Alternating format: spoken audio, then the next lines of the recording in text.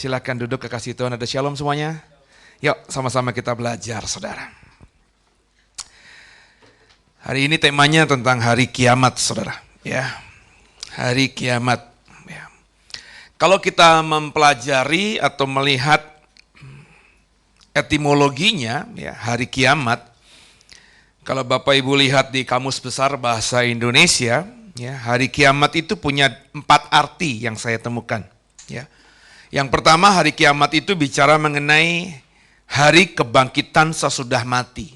Ini mungkin dilatar belakangi oleh agama Semitik, ya, yang menguasai Indonesia ini, ya, Islam dan Kristen itu dari Timur Tengah, sehingga akhirnya pemahaman hari kiamat itu di dalam Kamus Besar Bahasa Indonesia ini memang penuh dengan nuansa dari kepercayaan dua agama besar di Indonesia ini, yakni hari kebangkitan sesudah mati.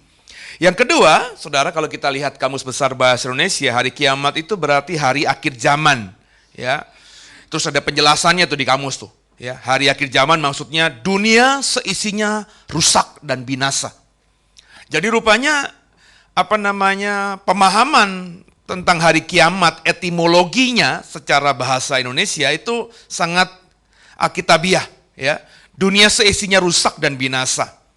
Berikutnya arti ketiga dari hari kiamat tuh berakhir. Jadi kalau ada orang bilang, kiamat deh ya, berakhir deh, habis deh, kurang lebih begitu, saudara.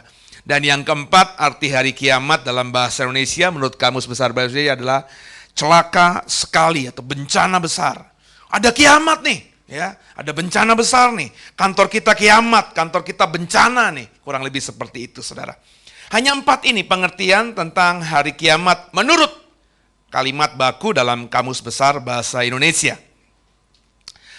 Meskipun hari kiamat itu sangat, artinya di kamus tadi sangat biblical gitu, saudara, ya. Tidak beda jauh dengan apa yang dipahami dalam iman Kristen. Menariknya hari kiamat itu sama sekali tidak ditemukan di dalam Alkitab terjemahan bahasa Indonesia. Ya. Tidak ada sama sekali kata-kata hari kiamat di terjemahan resmi yang dikeluarkan oleh Lembaga Alkitab Indonesia sebagai satu-satunya lembaga yang diizinkan untuk menerjemahkan Alkitab ke dalam bahasa Indonesia, saudara.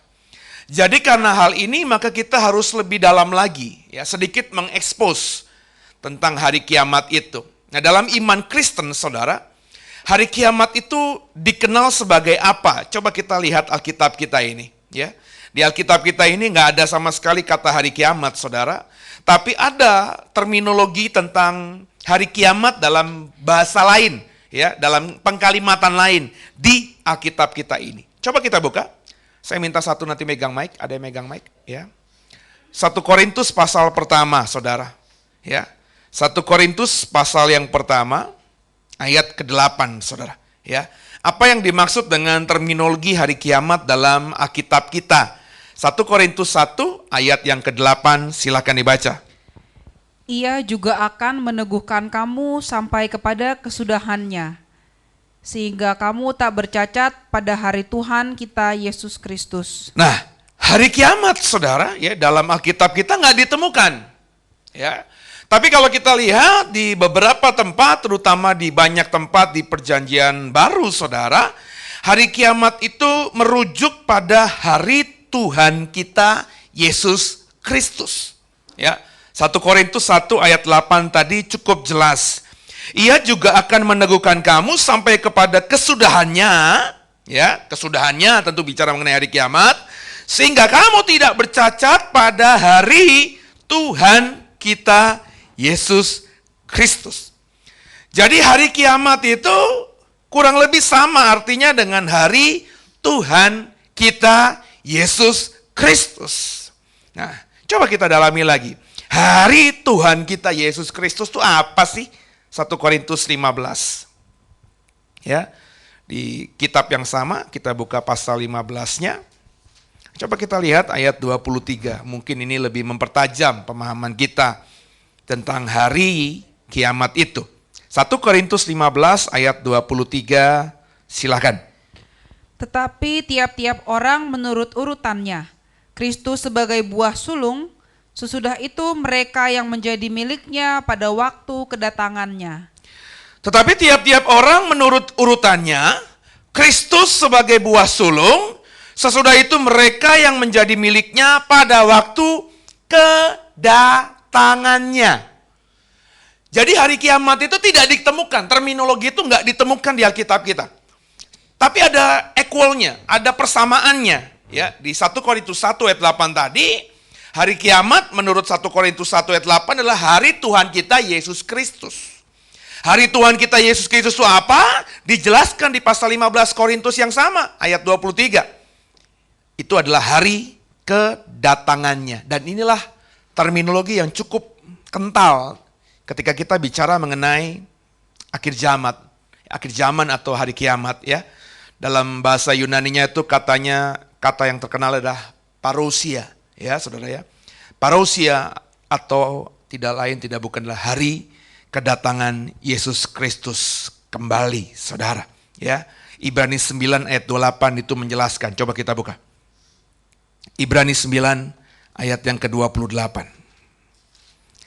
Silakan dibaca, Ibrani pasal 9 ayat yang ke-28. Demikian pula Kristus hanya satu kali saja mengorbankan dirinya untuk menanggung dosa banyak orang. Sesudah itu ia akan menyatakan dirinya sekali lagi tanpa menanggung dosa untuk menganugerahkan keselamatan kepada mereka yang menantikan Dia. Ada kalimat di situ, sesudah itu ia akan menyatakan dirinya sekali lagi, saudara, tanpa menanggung dosa untuk menganugerahkan keselamatan kepada mereka yang menantikan Dia. Inilah yang disebut dengan hari kedatangan Tuhan Yesus Kristus itu, yakni hari di mana Ia menyatakan dirinya kembali, saudara. Jadi hari kiamat, ya, menurut iman Kristen, menurut bahasa Alkitab, adalah hari kedatangan Yesus Kristus di mana Ia menyatakan dirinya kembali. Ya, saudara ya, ini ada yang disebut dengan akhir zaman. Ini yang saya mau bahas sama saudara. Ya. Hari di mana Yesus datang kembali dan menyatakan dirinya. Itu yang dipahami orang-orang yang bukan Kristen sebagai hari kiamat. Diterjemahkan mereka dalam Kamus Besar Bahasa Indonesia, hari kebangkitan sesudah mati, hari akhir zaman di mana dunia seisinya rusak dan binasa, di mana dunia akan berakhir, di mana dunia akan mengalami bencana besar. Itu hari kiamat menurut Kamus Besar Bahasa Indonesia. Dan dalam iman Kristen sudah saya buka tadi beberapa ayat. Itulah yang disebut dengan hari Tuhan kita Yesus Kristus. Saya tidak bilang hari Senin, Selasa, Rabu, Kamis, Jumat, Sabtu, Minggu yang kita lewati ini bukan harinya Tuhan. Tapi kita bicara mengenai hari kiamat, ada harinya Tuhan kelak nanti. Ya, yang lebih besar, ya, yang lebih menonjol di dalam Alkitab kita. Di mana hari itu Tuhan kita Yesus Kristus akan menyatakan dirinya dan kembali memperlihatkan, menyatakan dirinya kepada kita. Nah, itulah yang disebut dengan hari kiamat atau akhir zaman itu. Pertanyaannya muncul kemudian. Apakah hari kiamat, hari kedatangan Yesus Kristus dan akhir zaman itu pasti? Jangan bilang cepat-cepat pasti, saudara. Ya. Karena kalau pasti, orang yang bilang hari kiamat, akhir zaman, hari kedatangan Tuhan menyatakan dirinya kembali itu pasti kelihatan. Kalau dia jawabnya pasti ya, pasti kelihatan dalam ekspresi hidupnya. Makanya jangan bilang cepat-cepat pasti, saudara. Ya. Nah, sebelum saudara bisa menjawab pasti atau tidak, mari sama-sama kita coba expose ayat-ayat dalam Alkitab kita ini. Di pertemuan kali ini kita akan banyak coba buka ayat, saudara. Ya. Apakah akhir zaman, apakah hari kiamat, apakah hari kedatangan Yesus Kristus itu sesuatu yang pasti? Tentu ukurannya adalah Alkitab, saudara. Ya, bukan nubuatan semata, bukan mimpi penglihatan semata, tapi adalah firman Tuhan. Ini sudah dimulai jauh sebelum zaman Yesus, saudara. Coba kita buka kitab Nabi besar Daniel, saudara. Pasal 12. Ayat yang keempat terlebih dahulu. Daniel 12 ayat yang keempat. Coba kita baca bersama-sama. Daniel pasal 12 ayat 4 bersama saya. 3, 1, ya. Tetapi engkau, Daniel, sembunyikanlah segala firman itu dan materaikanlah kitab itu sampai pada akhir zaman. Banyak orang akan menyelidikinya dan pengetahuan akan bertambah. Saudara, dari Daniel 12 ayat 4 jelas sekali. Di mana Tuhan meminta kepada Daniel agar memateraikan kitab yang dia perlihatkan kepada Daniel sampai pada akhir zaman. Berarti kalimat ini dipahami oleh kita, Daniel memahaminya bahwa akan ada di mana dunia ini berakhir. Sampai pada akhir zaman. Berarti Tuhan ngomong sama Daniel, benar ada yang namanya akhir zaman itu. Nah, saudara ya. Nah, akhir zaman kata Tuhan kepada Daniel itu apa? Apakah sama dengan persepsi? Apakah sama dengan pemahaman kita orang Kristen, terutama orang yang lebih condong memahami perjanjian baru, mempelajari perjanjian baru dibanding perjanjian lama? Coba kita lihat Daniel 12 ini. Masih di ayat-ayat terakhirnya ya. Coba kita lihat ayat terakhir dari Daniel 12. Yakni ayat yang ke-13. Daniel 12 ayat 13 ini menjelaskan situasi akhir zaman yang dipahami oleh Daniel. Bersama saya. 3, 1, ya. Tetapi engkau pergilah sampai tiba akhir zaman dan engkau akan beristirahat dan akan bangkit untuk mendapat bagianmu pada kesudahan zaman. Perhatikan kalau ada kitabmu, ada pulpen, ada stabilo, ya, ada kalimat di ayat 13 itu pergilah, ya, terus beristirahatlah, ya, bangkit untuk mendapat bagianmu pada kesudahan zaman. Ya saudara ya. Jadi bicara mengenai akhir zaman menurut kacamata perjanjian lama lewat kitab Nabi Daniel ini, akhir zaman itu ada. Pasti Tuhan yang ngomong kepada Daniel. Dan akhir zaman kata Tuhan kepada Daniel, yakni Daniel akan pergi, terus beristirahat, nanti akan bangkit mendapat bagiannya di kesudahan zaman, saudara. Ya, clear sekali. Nabi Daniel adalah nabi akhir zaman dalam kitab PL, saudara. Semua nabi di PL itu suka atau pasti bernubuat, namanya juga nabi. Disebut nabi karena dia punya karunia nubuatan. Tapi meskipun semua nabi di perjanjian lama bernubuat, nabi yang bernubuat tentang akhir zaman itu tidak semuanya, saudara. Hanya beberapa saja nabi yang ada kitabnya di perjanjian lama yang menubuatkan tentang akhir zaman. Salah satu dari sedikit nabi perjanjian lama yang menubuatkan akhir zaman adalah Nabi Daniel, saudara. Jadi sejak perjanjian lama, sejak Daniel, dan Bapak Ibu harus paham Daniel ini adalah nabi yang cukup terpandang. Meskipun kalau ngomongin Judaism, saudara, itu dia masih didudukan di bawah nabi besar Elia, saudara ya. Tapi Daniel ini sangat berpengaruh. Kenapa? Karena di Alkitab Perjanjian Lama, kitab Nabi Daniel ini sangat berpengaruh karena Daniel hidup di zaman 3 raja, saudara. Ya. Dia hidup di zaman Nebukadnezar, dia hidup di zaman Kaisar Kores, dan juga dia hidup di zaman antara Nebukadnezar dan Kores, ya, Raja Darius, Raja Media, ya, sebelum Persia yakni Kores itu bangkit, saudara. Jadi dia hidup sangat suntuk umurnya. Ya, karena dia hidup di antara 3 kerajaan besar ini, kerajaan Babel, Media, dan Media Persia, saudara. Makanya Daniel ini disebut salah satu nabi besar, ya, karena panjangnya rentang waktu pelayanan dia di muka bumi ini, ya.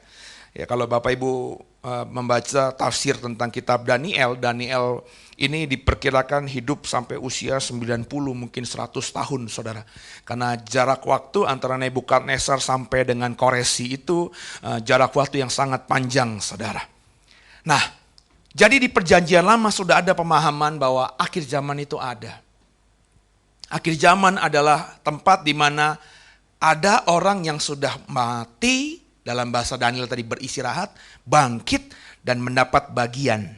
Nah, sekarang bagaimana dengan Perjanjian Baru? Kita ngomongin sekarang ini tentang pemahaman Yesus sendiri, saudara, tentang akhir zaman. Coba kita buka Matius 13. Saya minta tolong dibaca nanti. Matius 13 ayat 39.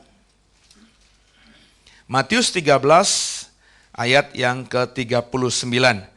Tolong dibaca, Matius 13 ayat yang ke-39. Silakan. Musuh yang menaburkan benih lalang ialah iblis. Waktu menuai ialah akhir zaman, dan para penuai itu malaikat. Yesus ngomong dalam penjelasan tentang perumpamaan lalang di antara gandum, ya. Bahwa Yesus mengatakan ada yang namanya akhir zaman itu. Lanjut ayat 40-nya, silakan.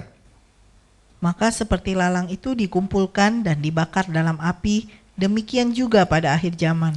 Nah, di akhir zaman dalam pengajaran Yesus tentang lalang di antara gandum ini adalah zaman di mana waktu penuaian.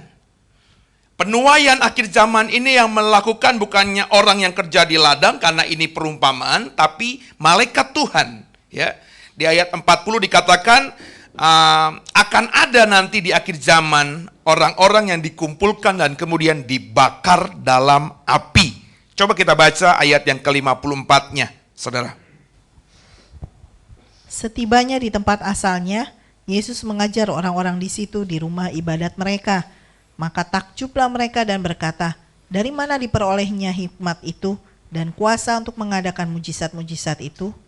Nah, saudara, jadi kalau kita baca perumpamaan tentang lalang di antara gandum, perumpamaan tentang biji sawi dan ragi, penjelasan perumpamaan tentang lalang di antara gandum, perumpamaan tentang harta terpendam dan mutiara yang berharga itu, saudara, ya, itu membuat banyak orang yang mendengarkan Yesus itu takjub dengan apa yang dikatakan oleh Yesus.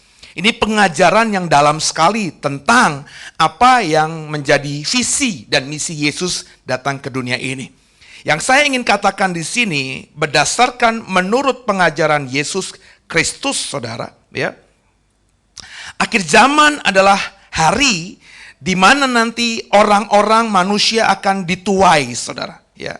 Akan dituai dan ada nanti manusia-manusia yang dituai itu dikumpulkan untuk dibakar dalam api. Kalau ibu bapak nanti membaca ayat yang ke-41, ayat yang ke-42, ayat yang ke-43 dari Matius 13 ini, itu mendeskripsikan lebih dalam lagi tentang apa yang terjadi di akhir zaman itu. Yesus mengatakan ada akhir zaman, saudara. Jadi bicara mengenai kiamat, bicara mengenai akhir zaman, bicara mengenai kedatangannya kembali, itu bicara sesuatu yang pasti. Ini bukan cerita isapan jempol, ini bukan cuma tafsir yang dikatakan bisa multi tafsir seperti kata orang, saudara. Ya. Sebab kalau ngomongin tentang akhir zaman, ada aja yang berargumentasi, itu kan tafsir, Pak. Duh, enggak tafsir.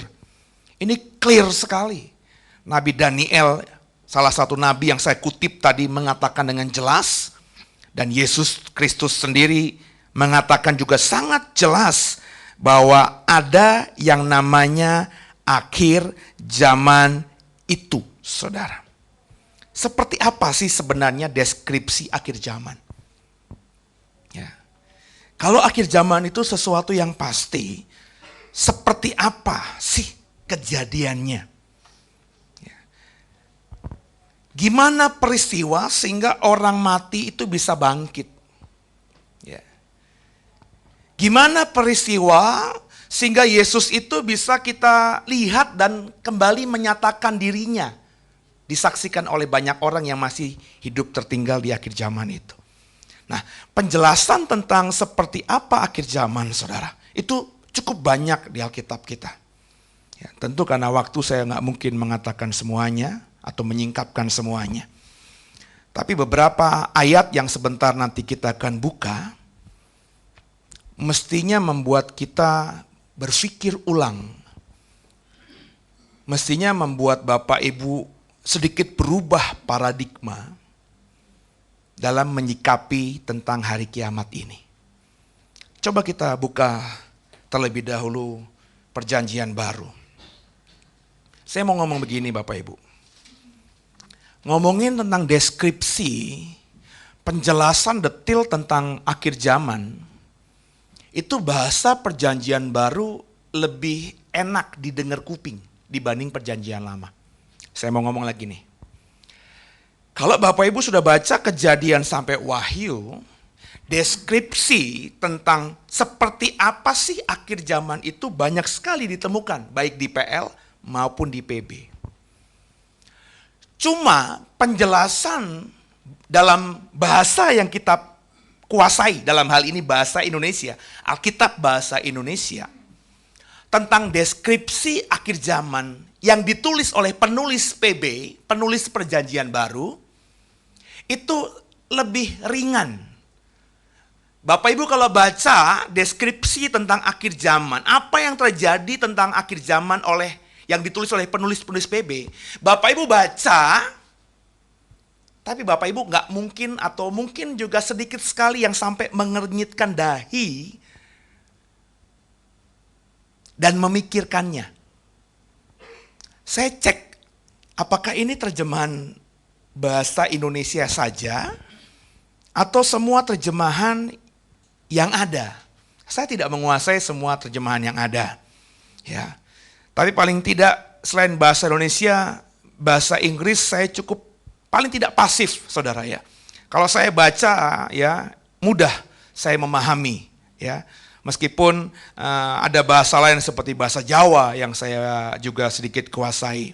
Dari bahasa Inggris terjemahan beberapa yang saya miliki di rumah.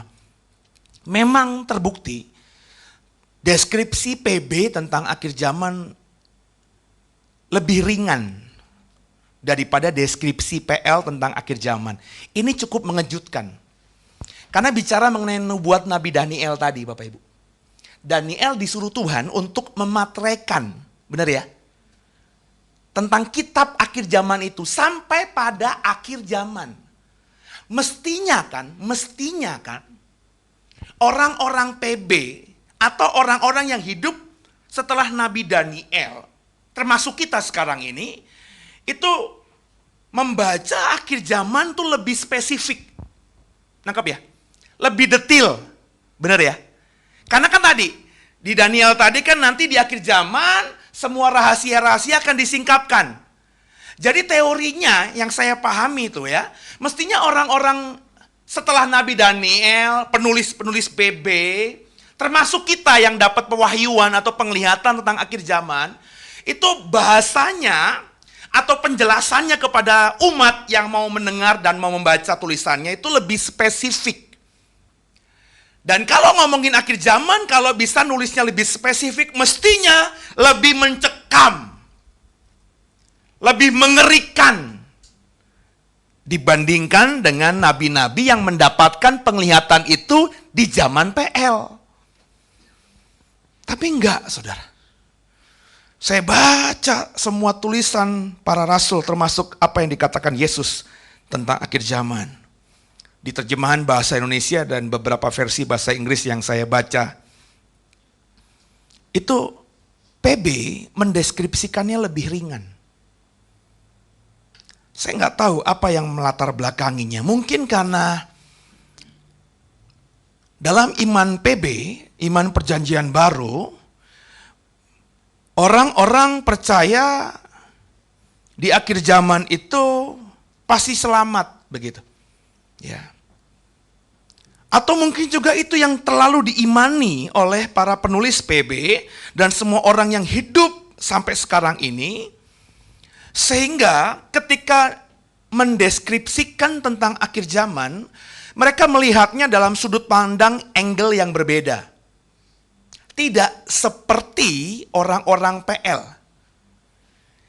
Nanti Bapak Ibu perhatikan baik-baik, saya bisa membuktikan orang-orang PL ketika melihat akhir zaman, menuliskan dalam kitabnya yang mereka tulis dan bisa kita temukan sekarang di Alkitab kita, itu semuanya hampir mendeskripsikannya dengan sangat mengerikan. Nah, meskipun di perjanjian baru, saudara, ya, semua deskripsinya tidak terlalu mengerikan kalau kita baca, ya. Ada satu tulisan, yakni tulisan Petrus, yang cukup vulgar, saudara. Yang bisa membuat kita sedikit memahami bagaimana akhir zaman itu terjadinya nanti. Coba kita buka. 1 Petrus pasal 3. 1 Petrus pasal 3, ayat 10 sampai dengan 12. 1 Petrus pasal 3. 1 Petrus pasal 3, maafkan saya, bukan 1 Petrus. 2 Petrus pasal 3, ayat 10 sampai dengan ayat 12. 2 Petrus pasal 3, ayat 10 sampai 12. Yuk kita baca pelan-pelan saja. 2 Petrus pasal 3, ayat 10 bersama. 3, 1, ya. Tetapi pada hari Tuhan akan tiba seperti pencuri. Dulu. Sama seperti yang diajarkan Tuhan Yesus, ya. Ya, berkali-kali Tuhan mengatakan bahwa harinya Tuhan akan seperti pencuri, di mana orang tidak bisa memprediksi. Kurang lebih seperti itu. Lanjut. Pada hari itu langit akan lenyap dengan gemuruh yang dahsyat. Lalu, langit akan lenyap, saudara. Itu adalah deskripsi Petrus tentang akhir zaman. Langit akan lenyap. Kita sudah pernah sering melihat langit gelap, ya. Langit berwarna merah, ya. Langit dengan fenomena-fenomena awan yang sangat mengerikan. Mungkin beberapa kita sudah pernah lihat, meskipun tidak langsung kita bisa browsing di internet, di YouTube, lihat berita-berita di luar, bagaimana fenomena-fenomena yang terjadi di langit. Petrus mengatakan dengan jelas, dan ini tertulis di Alkitab kita, firman Tuhan. Pada hari itu, langit akan lenyap. Itu yang pertama, saudara. Apa yang terjadi di akhir zaman, langit akan lenyap. Langit bicara mengenai cakrawala. Saya tidak tahu apakah cakrawala itu benar-benar hilang semuanya atau tidak. Saya nggak tahu. Kalau menurut saudara gimana? Bicara langit akan lenyap, cakrawala, alam semesta itu akan lenyap apa tidak?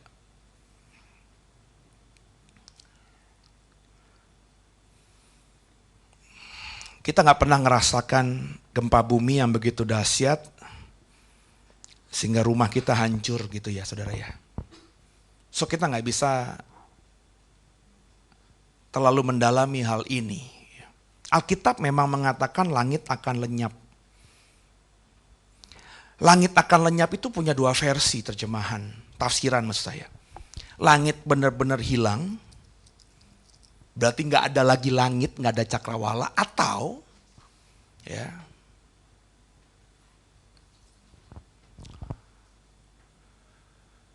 sesuatu menghalangi kita sehingga kita tidak bisa melihat langit lagi.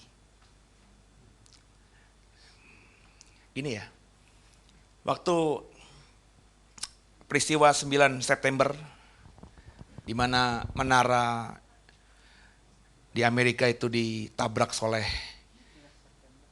11 September ya, kebalik, oleh pesawat teroris itu. Orang-orang yang ada di bawah menara-menara yang belum hancur itu masih bisa melihat langit. Benar ya?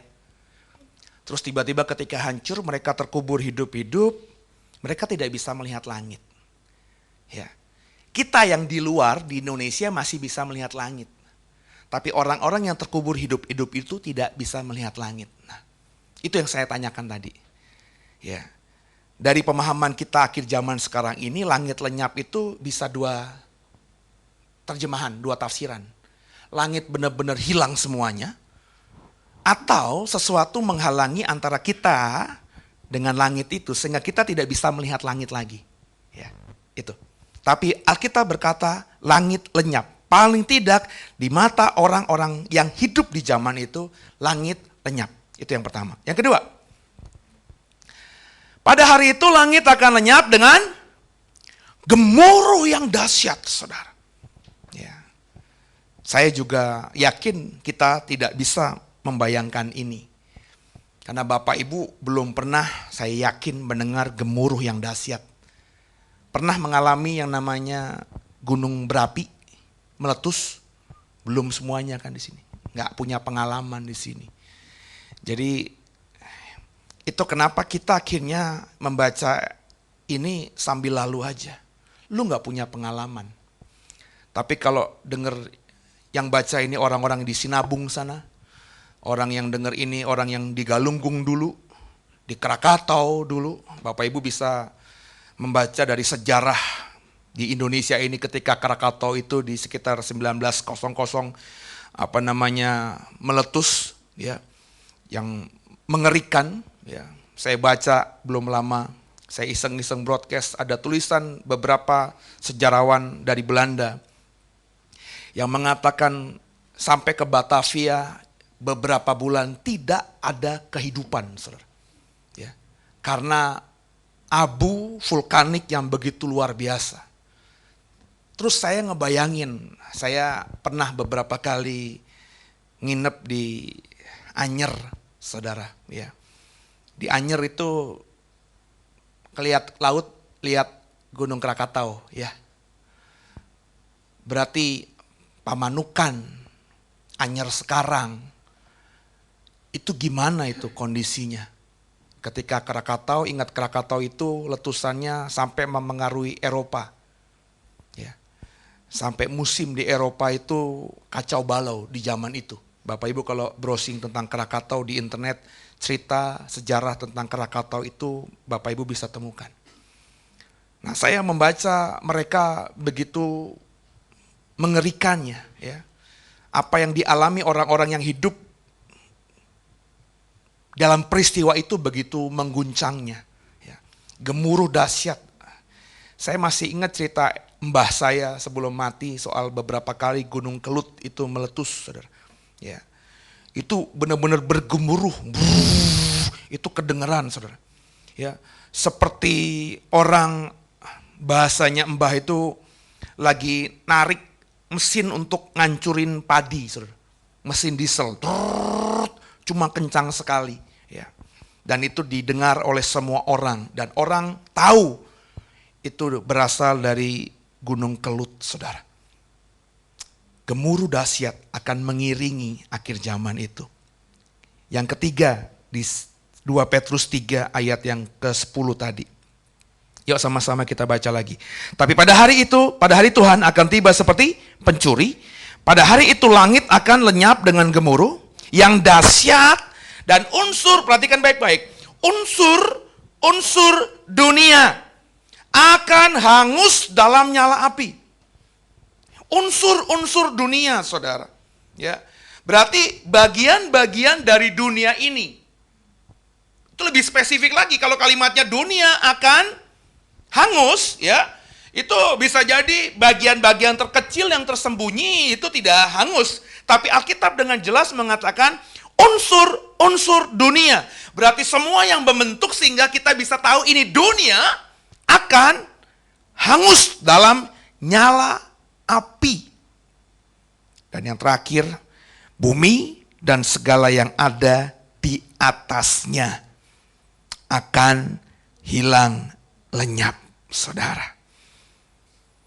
Ada 4 peristiwa yang kalau Bapak Ibu baca pelan-pelan nanti lagi di rumah. Ini salah satu, mungkin satu-satunya deskripsi tentang akhir zaman yang paling mengerikan yang ditulis oleh penulis di Perjanjian Baru.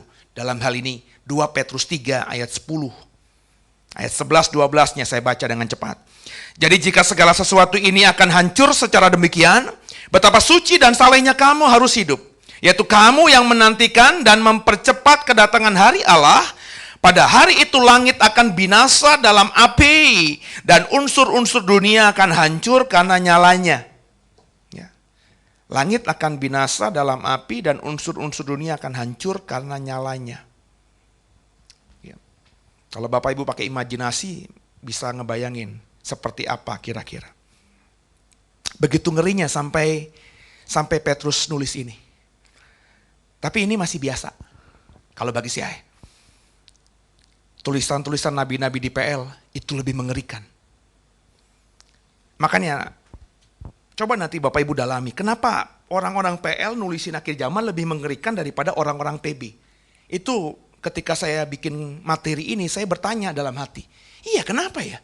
Mestinya kan orang-orang PB ngomongnya lebih jelas lagi. Kalau memang itu mengerikan, mereka bisa mendeskripsikannya lebih sistematik lagi. Lebih detail lagi, ngerinya seperti apa. Tapi dari semua tulisan PB, hanya Petrus ini yang menjelaskan begitu ngerinya akhir zaman itu. Ya, coba sekarang ini kita bandingkan. Ya, apa yang ditulis nabi-nabi PL. Pastor Alvina tolong baca nanti. Zefanya. Kalau sudah punya Alkitab bingung, Zefanya di mana itu? Ya, ada, pasti saya temu Pak, ada. Di mana di PL Pak? Iya, gue tahu di PL. Tapi kalau nggak ada tandanya, Zefanya susah itu. Zefanya 1, coba Pastor Al baca ayat 14 sampai dengan ayat 18. Bacanya pelan-pelan aja ya. Zefanya 1, 14, 18, silakan. Sampai 18. Sudah dekat hari Tuhan yang hebat itu. Sudah dekat dan datang dengan cepat sekali. Dengar, hari Tuhan pahit. Pahlawan pun akan menangis. Ini dalam loh, bahasa puitis loh nih. Ya. Hari Tuhan pahit, pahlawan pun akan menangis. Lanjut, Pastor. Hari kegemasan hari itu. Hari kegemasan hari itu. Hari kesusahan dan kesulitan. Kesusahan dan kesulitan hari itu. Hari kemusnahan dan pemusnahan. Itu hari kemusnahan dan pemusnahan. Hari kegelapan dan kesuraman. Nah, hari berawan dan kelam. jadi nggak ada itu akhir zaman ya atau hari Tuhan itu hari yang cerah, nggak ada. Itu hari gelap, kesuraman, berawan dan kelam. Itu kata ayat 15, Zefanya 1. Lanjut. Hari peniupan sangkakala dan pekik tempur terhadap kota-kota yang berkubu. Dan terhadap menara penjuru yang tinggi. Nah, perhatikan baik-baik. Hari peniupan sangkakala. Ya. Kalau malaikat yang niup sangkakala, saudara, itu pasti mengerikan. Lanjut. Aku akan menyusahkan manusia. Perhatikan baik-baik. Sehingga mereka berjalan seperti orang buta. Aku akan menyusahkan manusia. Akunya siapa kira-kira ya? Akunya siapa? Zefanya atau Tuhan? Baca baik-baik pasal 1 ayat 1. Firman Tuhan yang datang kepada Zefanya bin Kushi bin Geraldia bin Amaria bin Hizkia dalam zaman Yosia bin Amos Raja Yehuda. Ini firman Tuhan kepada Zefanya. Zefanya hanya deliver aja. Apa yang dia dapat, dia tulis, dia kasih kepada orang Israel. Ini firman Tuhan. Jadi akunya, setiap ada kata aku dalam kitab Nabi Zefanya ini bukan akunya si Zefanya. Tapi firman Tuhan yang dia dengar ini Tuhan yang ngomong. Ingat, kalau Tuhan sudah ngomong, Tuhan tidak pernah tidak genapi. Ya, aku akan menyusahkan manusia. Lanjut, Bu. Sehingga mereka berjalan seperti orang buta. Mereka jalan seperti orang buta. Sebab mereka telah berdosa kepada Tuhan. Darah mereka akan tercurah seperti debu dan usus mereka seperti tahi. Nah, aku akan menyusahkan manusia. Mereka akan jalan seperti orang buta. Darah mereka tercurah seperti debu. Berarti bisa dibayangkan debu itu ada di sekitar kita. Berarti di akhir zaman nanti manusia akan disusahkan Tuhan. Semua orang seperti jalan di tempat yang gelap, dibutakan Tuhan. Sehingga darah itu ada di mana-mana. Dan usus. Nah, saudara. Bapak Ibu kalau mau ngomongin tai, ya, jalan di mana-mana pasti ketemu tai, saudara. Benar ya? Ya. Apalagi kalau saudara jalannya bukan di kota-kota modern. Tai anjing, tai ayam, tai burung, tai cecek. Itu aja masih kita temukan di rumah kita, benar ya? Usus mereka seperti tai, maksudnya apa? Di mana-mana. Ya, lanjut, Bu. Mereka tidak dapat diselamatkan oleh perak atau emas pada hari Baca yang benar, baca benar. Mereka tidak dapat diselamatkan oleh perak atau emas mereka pada hari kegemasan Tuhan. Ini nih. Perhatikan baik-baik. Mereka tidak dapat diselamatkan oleh perak dan emas mereka. Itu yang saya bilang, saudara nggak bisa beli keselamatan itu. Saudara nggak bisa beli kegeraman Tuhan.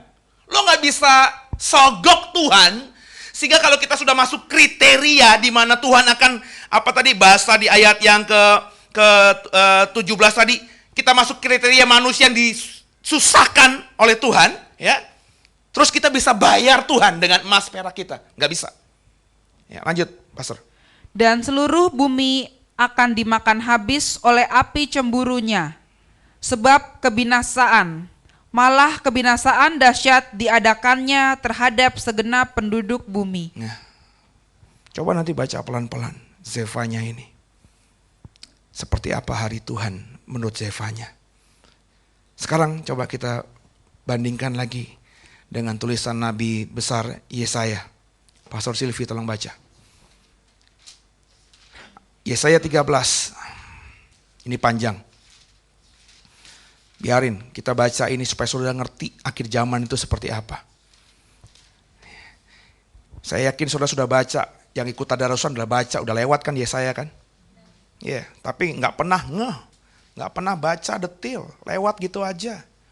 Ya, Yesaya 13 ayat 6 sampai 22, pelan-pelan bacanya. Yesaya 13 ayat 6 sampai 22. Ya. Merataplah, sebab hari Tuhan sudah dekat. Datangnya sebagai pemusnahan dari Yang Maha Kuasa. Merataplah. Ini Tuhan yang ngomong nih. Baca baik-baik nanti. Ayat 1-nya. Ucapan ilahi terhadap Babel yang dinyatakan kepada Yesaya bin Amos. Jadi kata Tuhan kepada Yesaya soal hari Tuhan. Ya, merataplah. Tahu budaya meratap itu apa? Teriak, berduka, berkabung. Pakai kain kabung, tabur debu, ya, terus meraung-raung. Ini yang diminta Tuhan. Kalau lo ngomongin akhir zaman, mau mikirin kiamat, meratap. Ya, lanjut. Sebab itu semua tangan akan menjadi lemah lesu. Gak ada kekuatan lagi. Setiap hati manusia akan menjadi tawar. Dan mereka akan terkejut.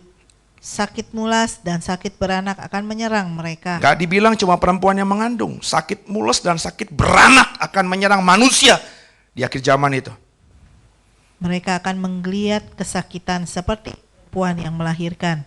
Udah pernah lihat belum perempuan melahirkan? Ya. Pak Yusak, saran gue nanti lo, Bu istri lo melahirkan, lo lihat Pak. Saya yang disesar sih gak boleh ya. Ya. Saya lihat tuh isi saya melahirkan waktu normal. Pak, Les, isi sesar atau normal? Lihat gak lo? Nggak boleh. Lo nggak bisa ngebayangin. Pak Frans dulu 2 kali masuk gak Pak? Enggak. Pak Rik? Enggak. Pak Dan? Lo Teguh masuk gak? Sesar. Pak Prana masuk gak? 2 anak. Lihat, normal. Senyum-senyum gak dia? Tuh. Iya. Gue inget banget, sampai sekarang gue gak mungkin lupa tuh. Ya. Satu-satunya kalimat yang diucapkan Silvi dan tidak mungkin terulang lagi mungkin ya. Saya deket, jauh-jauh lo! Jauh-jauh lo! Dia gak mau saya deketin, saudara. Ya, itu mungkin gak terulang lagi ya. Sejahat-jahatnya saya sama dia gak mungkin kayaknya kalimat itu terulang lagi. Tapi itu terjadi ketika Sean dulu mau lahir. Dia gak mau saya deketin, gue mau doain juga gak boleh. Gue mau pegang kepalanya dia, maksudnya sabar ya sayang, pergi lo sana, pergi lo sana. Gue pegangin tangannya, gue mau mama aja. Ya, gue dibuang jauh-jauh, saudara. Ya. Coba baca lagi yang, ya itu kan menyerang. Saya bisa ngebayangin ini. Kalau itu saya alami, saya gak tahu jadi apa, saudara. Lanjut. Sakit mulas dan sakit beranak akan menyerang mereka. Mereka akan menggeliat kesakitan seperti perempuan yang melahirkan. Mereka akan berpandang-pandangan dengan tercengang-cengang. Muka mereka seperti orang yang demam. Sungguh hari Tuhan datang dengan kebengisan. Tuh, hari Tuhan datang gak sukacita, dengan kebengisan. Lanjut. Dengan gemas dan dengan murka yang menyala-nyala. Jadi Tuhan datang nanti di hari Tuhan dengan murka yang menyala-nyala. Untuk membuat bumi menjadi sunyi sepi dan untuk memunahkan daripadanya orang-orang yang berdosa. Sebab bintang-bintang dan gugusan-gugusannya di langit tidak akan memancarkan cahayanya. Matahari akan menjadi gelap pada waktu terbit dan bulan tidak akan memancarkan sinarnya. Kepada dunia akan kubalaskan kejahatannya dan kepada orang-orang fasik kesalahan mereka. Kesombongan orang-orang pemberani akan kuhentikan dan kecongkakan orang-orang yang gagah akan kupatahkan. Aku akan membuat orang lebih jarang daripada emas tua. Coba perhatikan baik-baik. Dan manusia lebih jarang. Ntar dulu. Emas tua. Ya. Kalau Bapak Ibu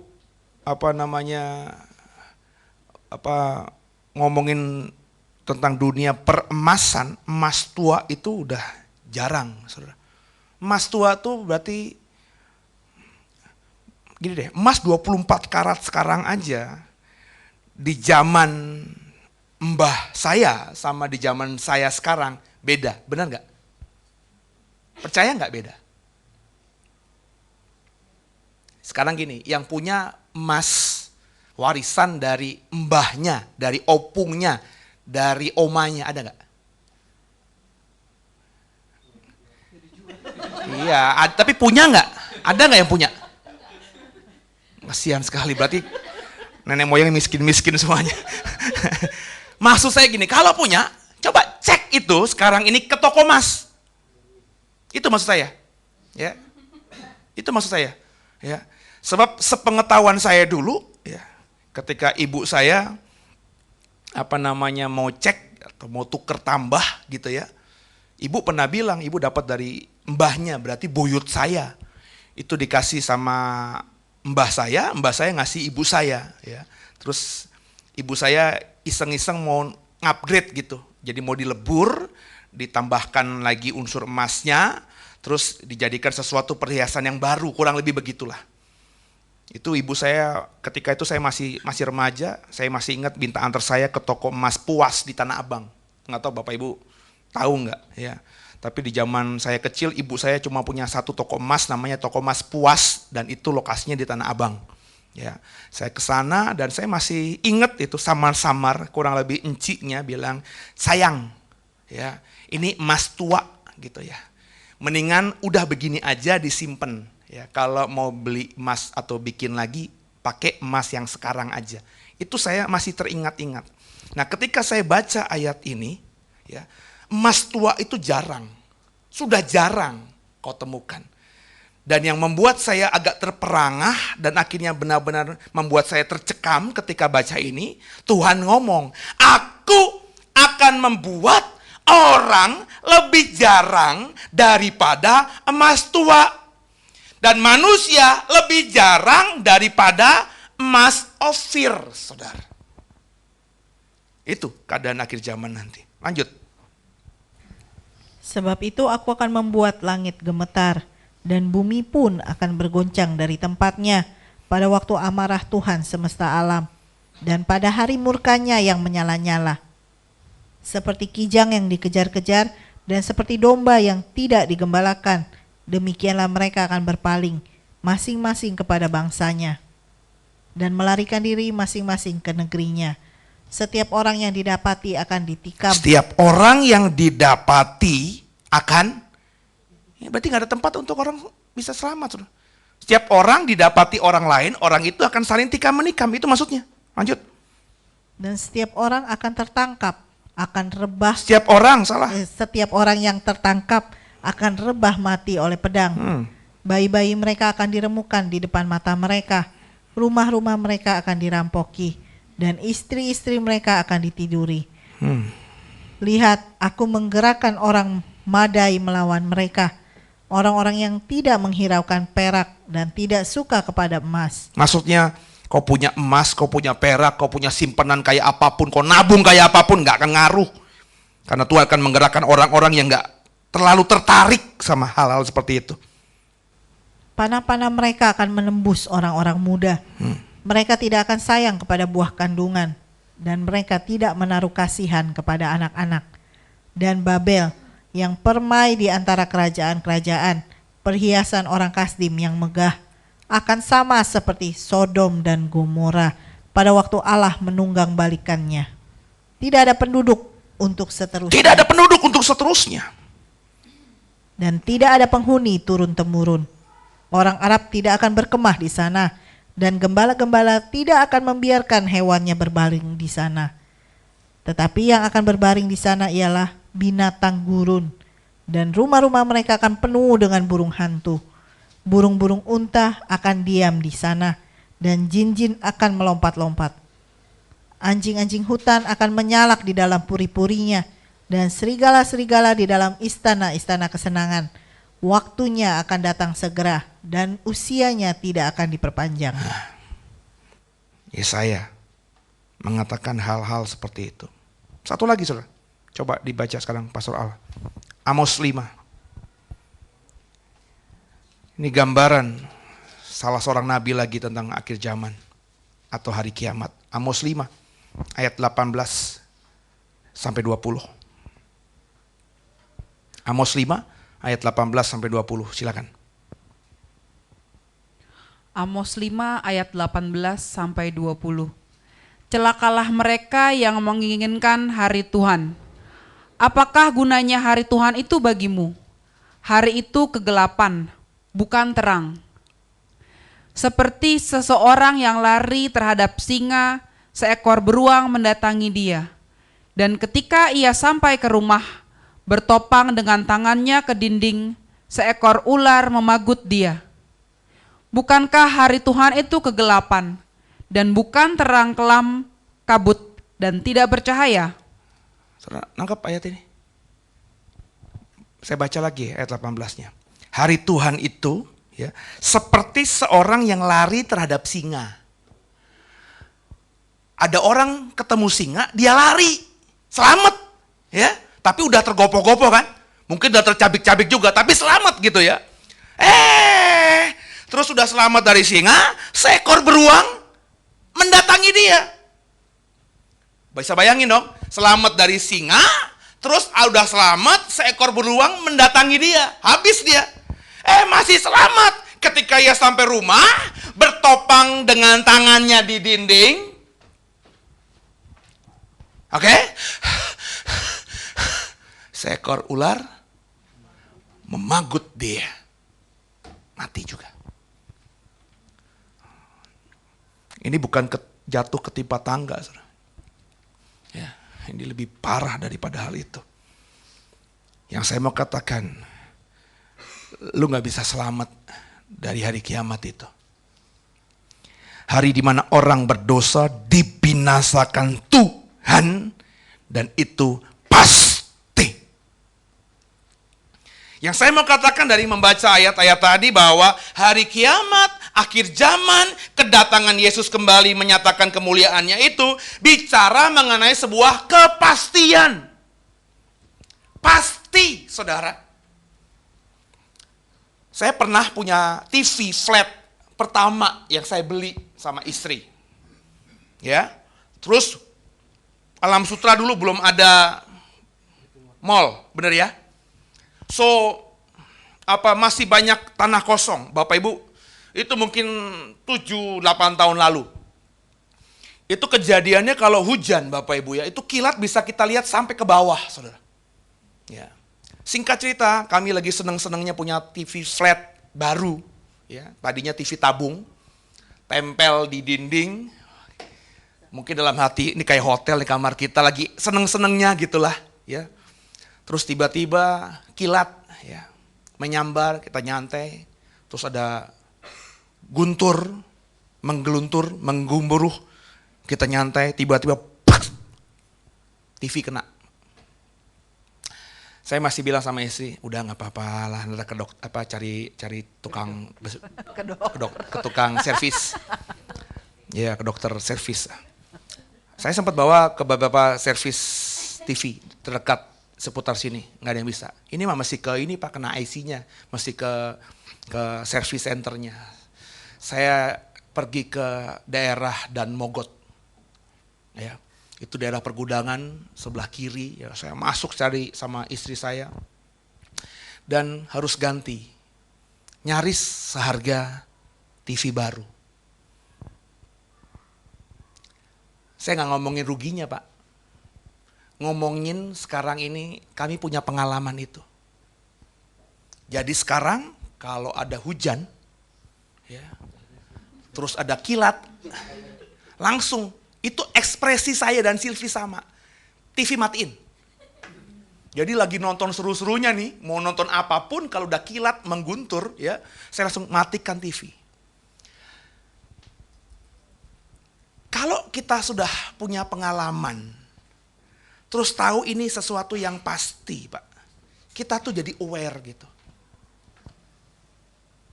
Bapak, Ibu nanti pulang pasti tidur nggak? Pasti kan?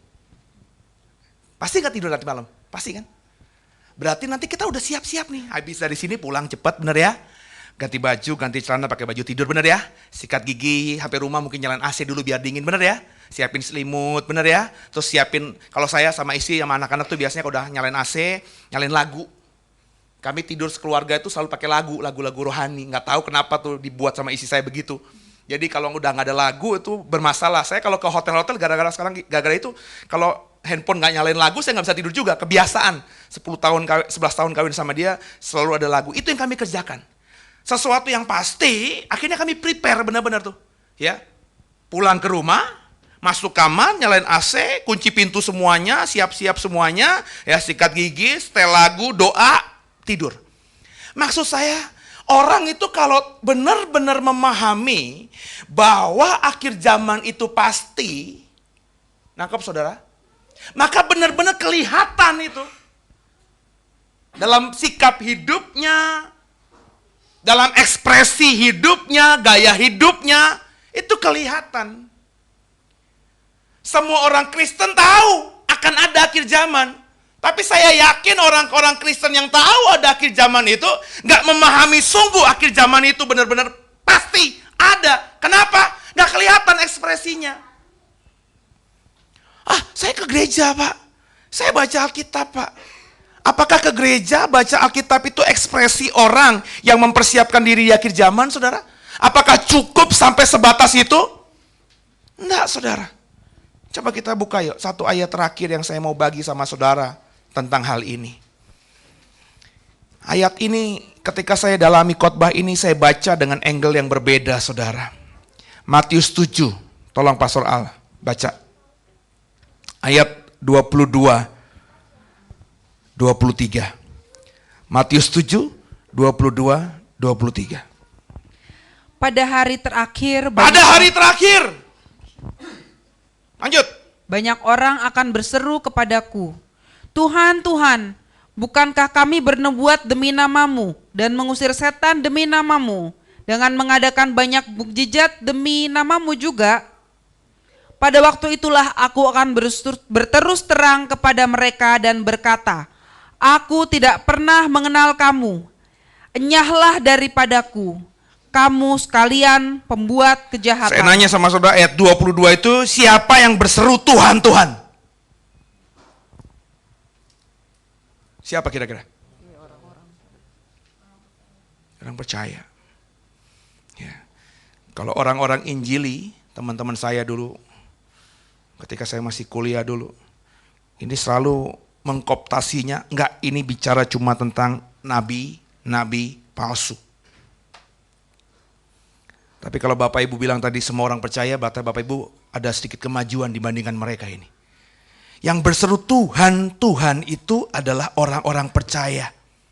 Sekarang saya mau tanya, orang-orang percaya yang berseru Tuhan, Tuhan itu berserunya di mana? Halo?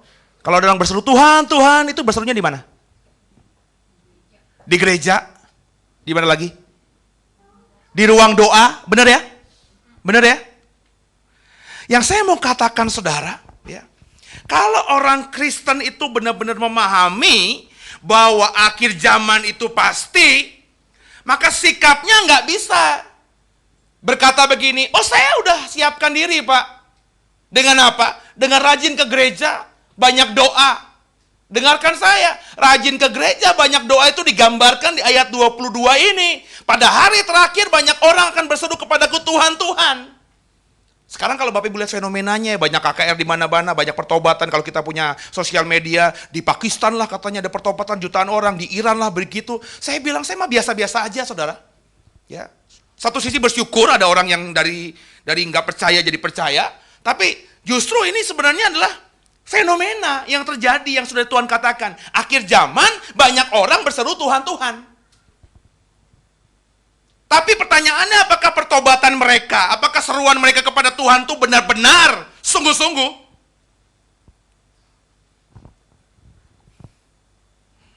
Saya takutnya ibu bapak, saya mungkin juga, ketika berseru Tuhan di gereja, Tuhan, doa, di rumah doa, di ruang doa, di kamar doa kita, di rumah kita.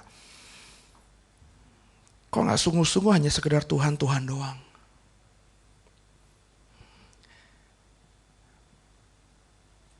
Kalau begitu masalahnya,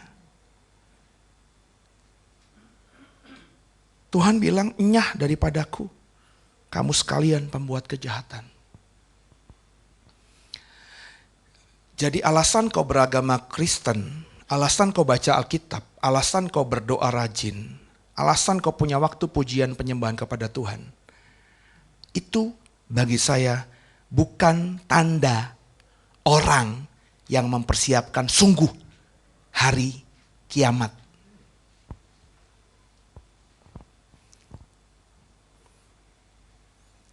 Bagi saya, sekarang malam hari ini saya ngajar, orang yang benar-benar mengerti hari kiamat, hari Tuhan, akhir zaman, hari di mana Yesus menunjukkan lagi kemuliaannya, datang kembali. Orang yang benar-benar memahami ini, ekspresinya bukan cuma pinter doa, bukan cuma baca Alkitab, bukan cuma rajin ke gereja, tapi ayat 21 harus menjadi gaya hidup mereka. Coba dibaca ayat terakhir. Matius 7 ayat 21. Matius 7 ayat 21. Bukan setiap orang yang berseru kepadaku, Tuhan, Tuhan, akan masuk ke dalam kerajaan sorga, melainkan dia yang melakukan kehendak Bapakku yang di sorga. Kalau Bapak Ibu benar-benar memahami tentang akhir zaman, hari kiamat, dan kau mau mempersiapkannya dengan sungguh, kau harus punya ekspresi yang kelihatan oleh orang lain. Sudah menjadi orang yang melakukan kehendak Bapa.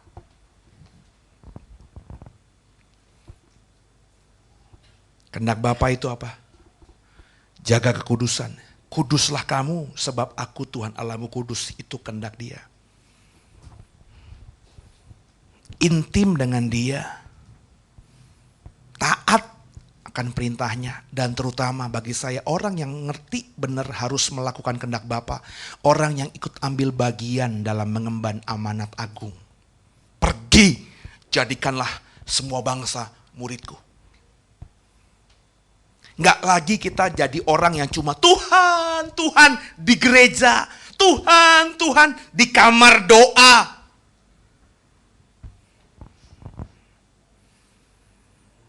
Kelihatannya orang beragama, tapi Tuhan bilang, enyah dari hadapanku, kamu sekalian pembuat kejahatan. Apakah semua orang yang teriak Tuhan, Tuhan itu berbuat jahat dengan persepsi kejahatan atau jahat seperti yang ada di otak kita? Enggak loh Bapak Ibu. Mungkin orang itu kita lihat tidak korupsi, seorang suami yang setia sama istrinya, seorang yang baik hati, seorang yang ramah, seorang yang tidak pernah menyakiti orang. Mungkin kita lihat seperti itu. Tapi di mata Tuhan orang ini tetap berbuat kejahatan. Kenapa? Karena dia belum melakukan kehendak Bapanya di surga. Menjaga kekudusannya mungkin sudah. Tapi yang saya bilang tadi, amanah terakhir, amanat agung, perintah terakhir yang Tuhan Yesus berikan kepada murid-muridnya, pergi jadikanlah semua bangsa muridku, nggak dikerjakan. Saudara nggak bisa jadi orang Kristen yang cuma sekedar ke gereja. Saudara harus pergi jadi saksi itu. Kalau nggak tahu juga gimana caranya ngomong sama saya, saudara harus benar-benar jadi surat Kristus yang terbuka. Orang lihat saudara tuh beda dengan saudara dulu sebelum kenal Yesus. Ya. Jadi orang yang memahami hari kiamat itu pasti maka persepsi, perspektif hidupnya akan berubah. Goalnya itu mulai senangkan Tuhan. Goalnya itu mulai layani Tuhan. Orang yang paham tentang kiamat, jangankan dalam hatinya, ekspresi hidupnya pasti kelihatan orang telanjang sudah berubah. Secara telanjang orang bisa lihat dia sudah berubah. Dan saya, kalau itu saudara, saya akan bisa melihat saudara dengan telanjang. Oh, ini orang yang sudah benar-benar memahami hari kiamat. Kenapa? Saya melihat dengan mata telanjang, ekspresi hidupmu sudah berubah.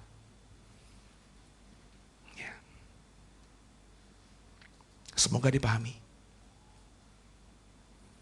Semoga dikerjakan. Hari kiamat itu pasti. Jangan jadi orang yang digambarkan oleh Petrus, oleh Daniel, oleh Yesaya, oleh Amos, dan juga oleh Yefanya tadi. Kalau kau masuk masih dalam kriteria orang-orang yang digambarkan para orang kudus ini, tidak akan ada penyesalan. Gak ada guna penyesalan. Kau akan mengalaminya. Ubahlah dirimu. Coba mulai pikirkan itu hari kiamat. Seperti saya tadi bilang. Saya kalau udah ada hujan deras, ada kilat menyambar, itu langsung matikan TV. Kalau saudara sudah mikirin hari kiamat, maka saudara siapkan diri, jaga dirimu sungguh-sungguh untuk melakukan kehendak Bapa. Haleluya.